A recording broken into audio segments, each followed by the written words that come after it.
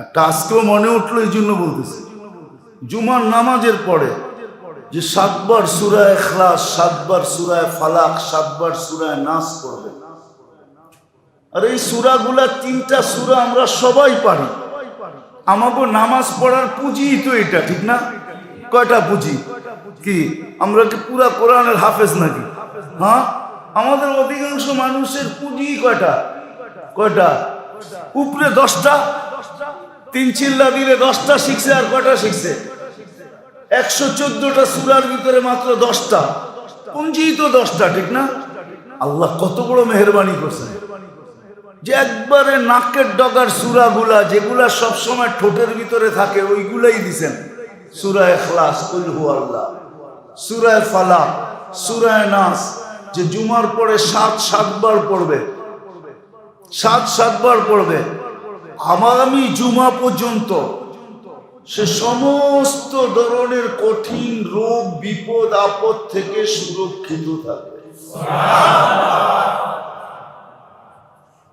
সুরক্ষিত থাকবে।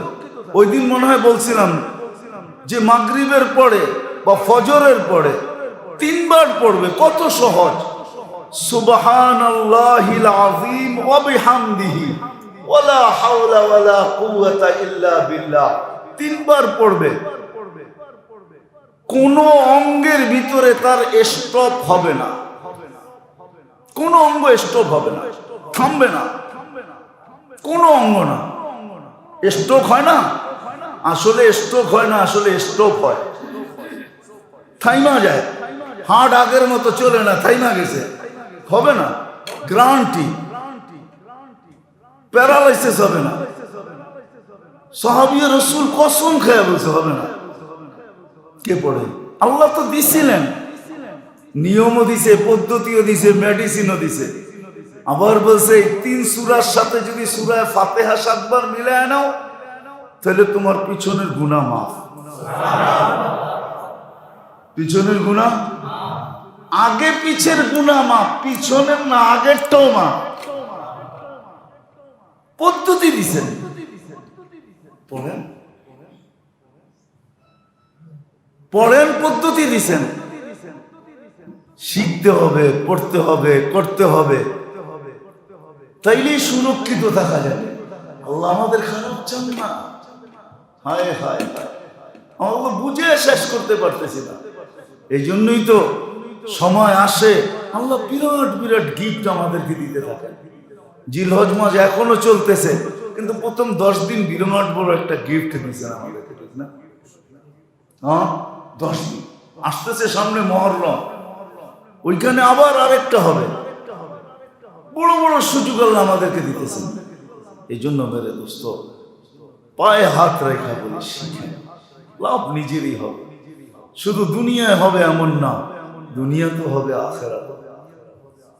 শুধু দুনিয়ায় মিলবে না, দুনিয়ায়ও মিলবে, আখেরাত চিরদিন পাইতে থাকবে। এটার জন্যই প্রয়োজন ছিল। হায়, যেরকম দুনিয়ার জন্য দুনিয়ার অভিজ্ঞ মানুষদের কাছে দৌড়াইতে থাকি, এদের কাছে ছুটতে থাকি, কখনো ভিজিট দিয়া পর্যন্ত পরামর্শ নিতে হয়, ঠিক না?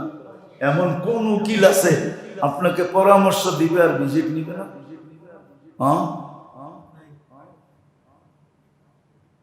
যদি এরকমই করতে হয় দুনিয়ার জন্য, তাহলে আখেরাতের জন্য নাই। কিন্তু আখেরাতের কাছে যারা আছে তারা ভিজিট নিবে না। আল্লাহ ওয়ালাদের কাছে যান, হক্কানি আলেমদের কাছে যান, যে ভালো বিজ্ঞ এর কাছে যান, শিখেন, মোটা মোটা শিখায় দেন, শিখেন শিখেন।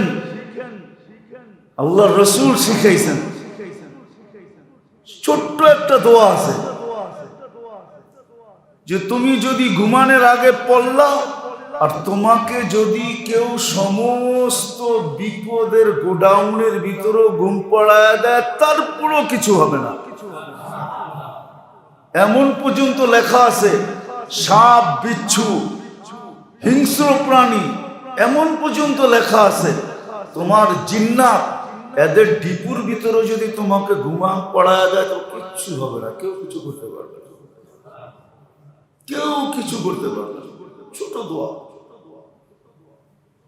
আল্লাহ রসুল শিখায় গেছে, শিখেন, এগুলা করেন।